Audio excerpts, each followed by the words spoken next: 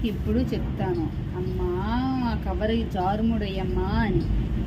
ఈ కవర్ ఇప్పుకుండేసరికి సరిపోతుంది, రేపటి నుండి అసలు కవర్ పెట్టనివ్వను మా అమ్మని. చేతులున్న వాళ్ళు మీరే తీసుకోలేరు, అవి లేనిదాన్ని నేనేం తీసుకుంటాను అని మీ డౌట్.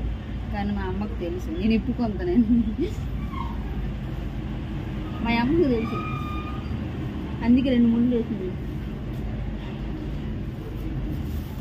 నేను ఇప్పుతానని మా అమ్మకు తెలుసు, అందుకే గట్టిగా 2 ముళ్ళు వేసింది తెలుసా.